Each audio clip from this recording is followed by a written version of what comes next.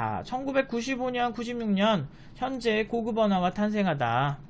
파이썬, 자바. 96년도에 이제 오크였다. 그 90년대 초반에 오크라는 언어 나왔다가 자바로 명명이 됐고, 루비, PHP가 나오게 됩니다. 그리고서 이 언어들의 특징은 뭘까요? 인터프리터 언어거나 아니면은 JVM을 기반으로 한 이런 그러니까 고급 언어라고 하는데, 속칭 고급 언어가 무엇이냐? 여러분들이 운영체제를 신경 쓰지 않고 프로그래밍을 해서 던져도 자바 같은 경우는 메커니즘이 이렇게 돼요. 물론 그렇지 않게 쓸 수도 있긴 하지만 일반적으로 자바를 많이 쓰는 구조를 설명을 드릴게요. 지금 여기에 자바가 들어가는 거예요. 이게 무슨 얘기냐면, 물론 이제 자바는 이렇게 되진 않아요. 자바의 구조는, 자바의 경우는 이게 JVM이에요.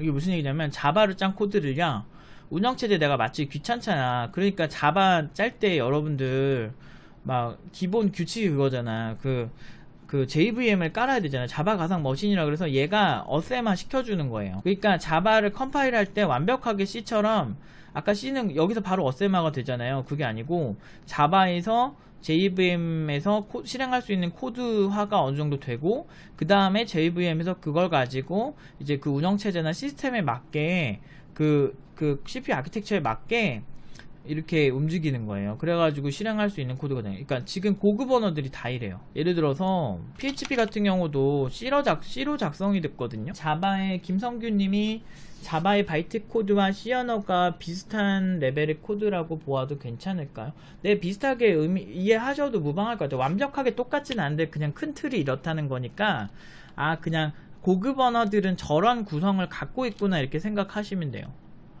그래서 이제 뭐 PHP나 뭐 PHP 같은 경우도 그렇고, 이제 그 파이썬 같은 경우도 저런 이제 보조적인 친구들이 하나가 껴요. 이렇게 인터프리터 언어 같은 경우도, 그래서 얘네들은 이렇게 C가 매번 운영체제마다 맞춰주는 게 불편하다. 그러니까 보시면 C나 자바나 루비나 PHP 다 인터프리터적 특징을 갖고 있고, 퍼포먼스가 그렇게 빠르진 않아요. 단순히 그러다 보니까 이런 파이썬, 루비, PHP 뭐 이런 식의 언어는 과정이 하나 늘어난 거예요. 그래서 어셈블리어를 흔히 말해서 저급 언어라고 얘기를 하죠. 예, 저급하는 건 저급하다 이런 뜻이 아니고 더 기계어에 가까운 정도로 이제 언어를 나누는 거죠. C 언어도 고급 언어라고 얘기를 하는데, C 언어보다 더 높은 고급 언어라고 이제 새로운 표현이 초고급 언어 이렇게 나와야 될 것 같아. 그래서 C보다는 더 어떤 한 과정을 거치는 거죠. 그래서 사실 파이썬은 이렇게 된다기보다는 중간에 과정, 어떤 중간에 도와주는 사람이 필요하면서 우리는 이제 운영체제 신경을 안 쓰고 코딩할 수 있는 시대가 열린 거예요. 그래서 95년도, 96년도에 그 패러다임이 완전 붐이어가지고, 아까 다시 첫 번째 자료를 돌아가면 이 당시에 1989년도에는 없던 언어들이 갑자기 점유율이 확 뛴 거예요. 보시면은 파이썬이 95년도, 6년도에 탄생했다 그랬죠? 지금 자바는 14위고 2004년도부터 나온지 솔직히 10년도 안 돼가지고 1위, 2위, 1위 막 이러고 있어. 현재까지 완전 잘 나가죠. 저게 귀찮았던 거야, 많은 개발자들이. 단순히 퍼포먼스만의 문제는 아닌 거예요, 자바를 선호한 이유가. 그리고 그러니까 자바가 저 고급 언어, 그러니까 운영체제를 신경 쓰지 않아도 코딩을 할 수 있는 환경을 제공하면서 개 중에 제일 빨랐던 거예요. 같은 시기에 나왔는데. 보시면 PHP는 그래도 꾸준히 가긴 해요. 그래도 얘는 좀 웹에서 많이 그러니까 선호하는 경향이 있긴 있는데, 이 당시에 나온 언어, 지금 파이썬 같은 경우는 점유율이 이 당시에 많이 적었죠.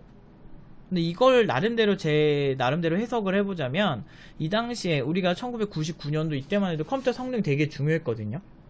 지금은 워낙 어떤 컴퓨터를 사든 워낙 좋아가지고 그렇게까지 이렇게 속도적인 측면을 이렇게 그러니까 속도 중요하긴 하지. 근데 이제 워낙에 컴퓨터 하드웨어가 너무 좋아져가지고 그리고 이제 문제를 해결하는 패러다임이 되게 많이 바뀌었어요. 그래가지고 그 당시 하드웨어에 비해서 지금은 하드웨어 비용이 더 저렴하게 고퍼포먼스를 낸다, 이래가지고 패러다임이 천천히 바뀐 것 같아요. 그런데 이제 자바가, 그래서 아무튼 2000년대까지는 완전 초대세, 지금까지도 사실은 자바가 워낙 잘 나가죠.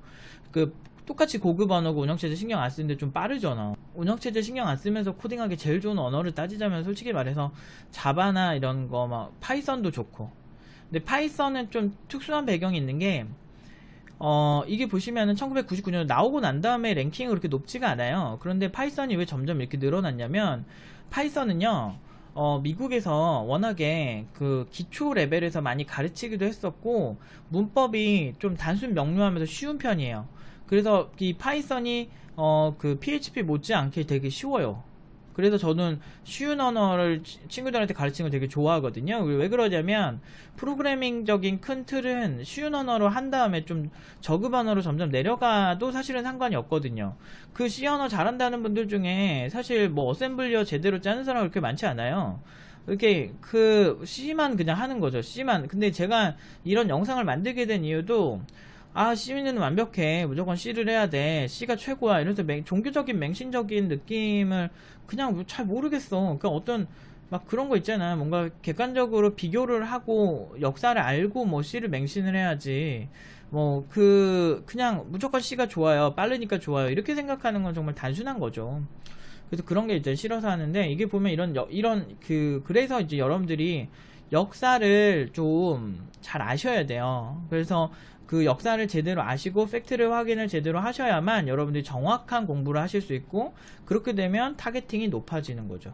그러면 당연히 공부를 해도 더 좋은 레벨의 공부를 할 수 있는 거예요, 현실적인. 그래서 요런 거 꼭 이렇게 잘 기억해 두세요. 이 영상 같은 경우는 오래오래 두고 보세요. 그래서 요런 식의 이제 과정이 거쳐졌다. 그래서 퍼포먼스보다는 개발자의 생산성에 더